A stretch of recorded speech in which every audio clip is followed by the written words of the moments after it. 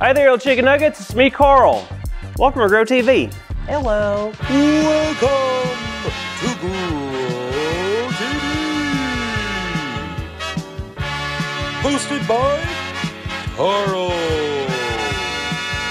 Where we have fun with our friends, talk about Jesus, and go over everything the Bible has to offer. Now once again, welcome to Grow TV. Hello, welcome back to HowTo with Carl, me. Hi.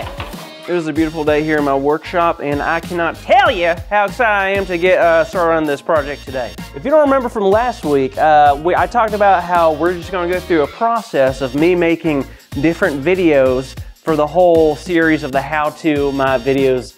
I'm doing how-to videos now, and I'm making stuff, and you have to watch it because you're stuck there. And this is my channel, so sorry. So without further ado, let's get started. But before we get started, I want to tell you what we're making and why. You see, there's 4 things I love: Jesus, my mama, y'all, and of course, delicious chicken nuggets. But here's the deal. For the past 11 years of my life, I've been eating nuggets for every meal of every day. I take 23 chicken nuggets with me in my lunchbox to work, and it is the perfect meal. But for the past couple of days, I've been noticing someone has been stealing them. That's right, some twisted individuals robbing me of my lunch. And I get it. If it happens once, who cares? Twice, no problem. But 3 times? 4 times? I will not stand for this. So today I'll be teaching you how to make chicken nuggets. But as you can tell, we are not in a kitchen. We are in my workshop. So the chicken nuggets that we will be making today will not be made of chicken, no siree. The nuggets that we will be making today will be made out of 100% wood. The plan is simple. Make nuggets out of wood, place them in my lunchbox, take them to work, the culprit takes my nuggets, tries to bite into them, bam, it's wood. And then they learn their lesson.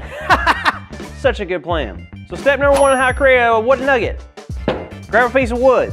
Hopefully you don't get too bored with this step. All right, step number 2. We're going to shape the nugget, making cuts. And for that, you need a saw. That's not a saw.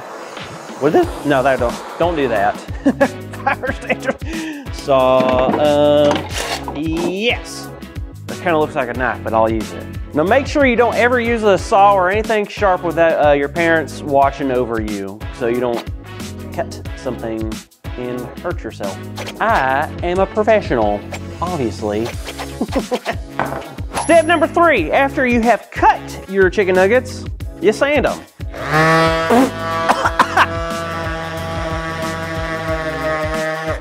And voila! The perfect prank wooden chicken nuggets. You're beautiful.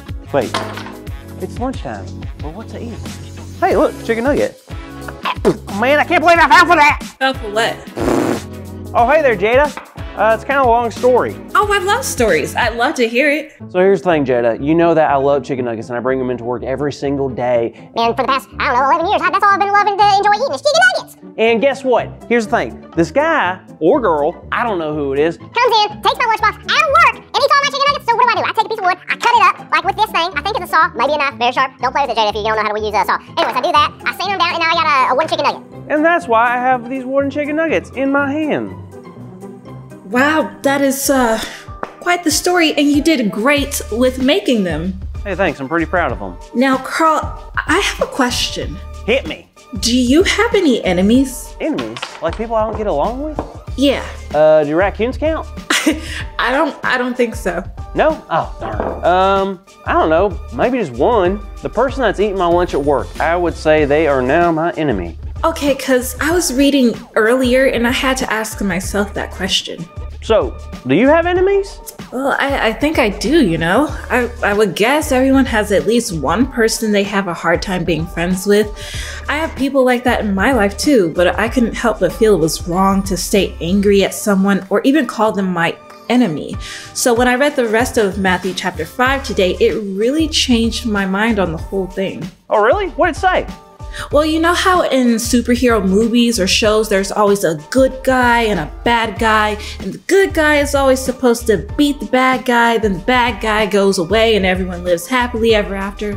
Yeah, that's the best. Well, what I read in the Bible made me realize that real life isn't like that at all. Huh? What do you mean? Well, think about it. In Matthew 5, Jesus says, "You have heard that it was said, love your neighbor and hate your enemy. But I tell you, love your enemies and pray for those who persecute you." Whoa, is Jesus actually telling us to love our enemies? That doesn't make sense. They're enemies. You don't love your enemies. That's why they're enemies. Man, my brain hurts.